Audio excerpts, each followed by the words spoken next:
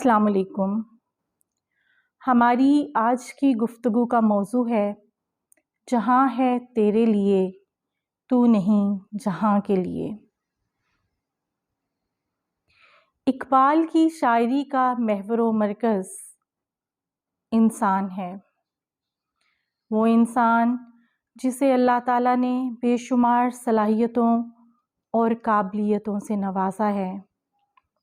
وہ انسان جس میں قرآن کے مطابق اللہ کی روح پھونکی گئی ہے، وہ روح جو بلندیوں کی جانب لپکتی ہے اور انسان کو تسخیر کائنات پر مائل کرتی ہے۔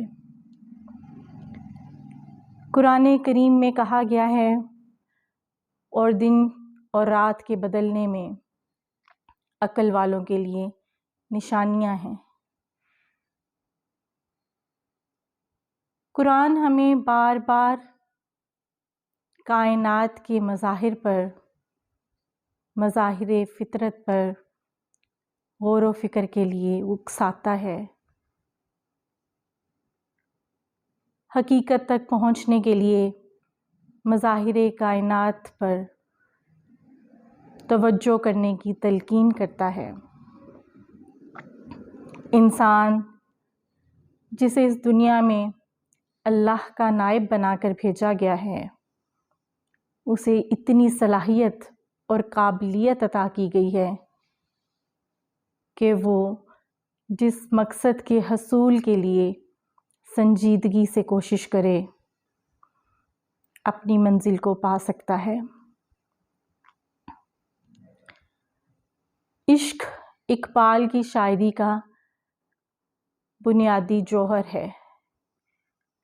عشق سے مراد اپنے مقصد کے حصول کے لیے جد و جہد کرنا ہے۔ اسے ہم جمود کی ضد قرار دے سکتے ہیں۔ دیکھا جائے تو اقبال کی پوری شاعری ہمیں عملی جد و جہد کی تلقین کرتی ہے۔ اقبال کو جمود اور یکسانیت سے بیزاری اور نفرت تھی۔ وہ چاہتے تھے کہ خواب غفلت میں ڈوبی ہوئی قوم عملی طور پر اپنے حقوق کے حصول کے لیے جد و جہد کرے،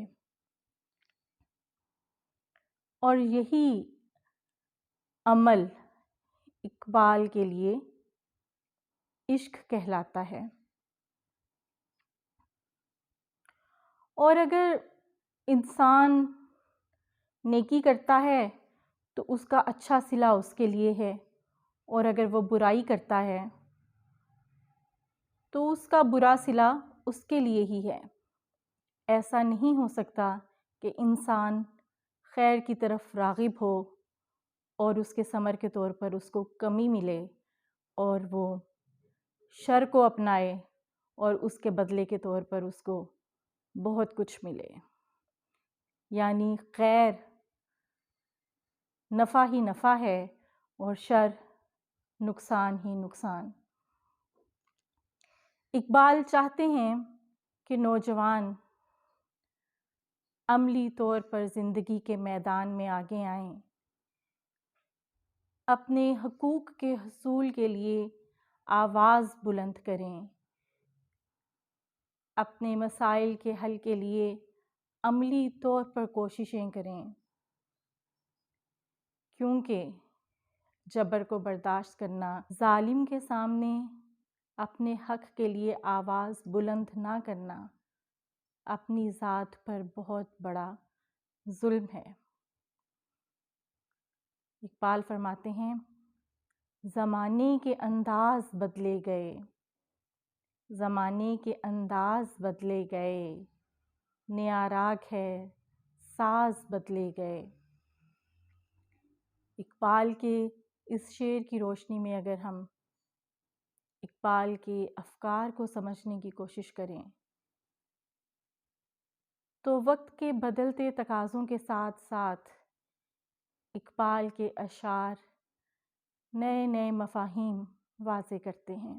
اقبال ہمیں زندگی کی تنگ گلی میں جینے کا سلیقہ نہیں سکھاتے، بلکہ وقت کے بدلنے کے ساتھ ساتھ ہمیں زندگی کے تمام پہلوؤں سے روشناس ہونے کی تلقین کرتے ہیں۔ زندگی اگر تلخیوں سے بھری ایک چیز ہے تو عشق اس میں مصری کی ڈلی ہے، یعنی زندگی کا سارا مزہ عشق کے ساتھ ہے۔ عشق جو اپنے مقصد کے حصول کے لیے ایک لگن ہے، عشق جو ہمیں ہر وقت کوئی نہ کوئی اچھا کام کرنے کے لیے آمادہ کرتی ہے۔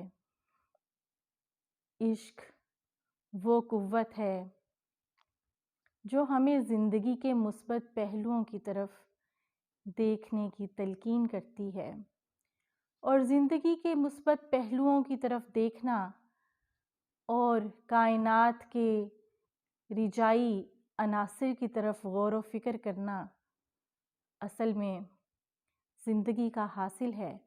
جب ہم اپنے مقاصد کے حصول کے لیے جد و جہد کرتے ہیں، خیر اور شر میں تمیز کرتے ہیں، سچی لگن اور محنت کے ساتھ کام کرتے ہیں، تو یہ سارے کی ساری کائنات، یہ تمام جہان ہمیں اپنے لیے ہی تخلیق کردہ معلوم ہوتا ہے۔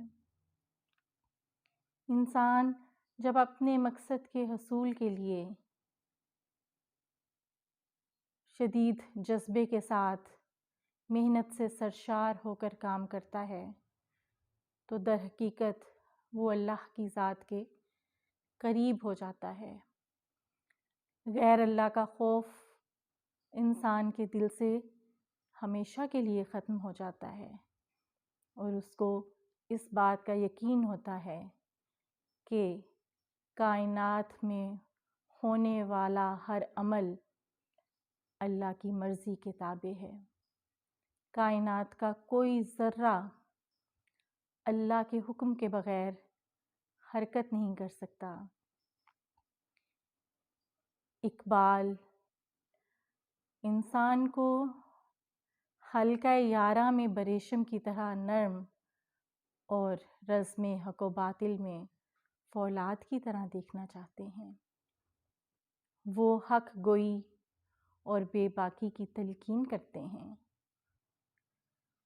وہ بے خوفی کے ساتھ اپنے مقاصد کے حصول کے لیے عمل پر آمادہ کرتے ہیں، اور وہ چاہتے ہیں کہ ہم زمانے کے بدلتے ہوئے تقاضوں کے ساتھ ساتھ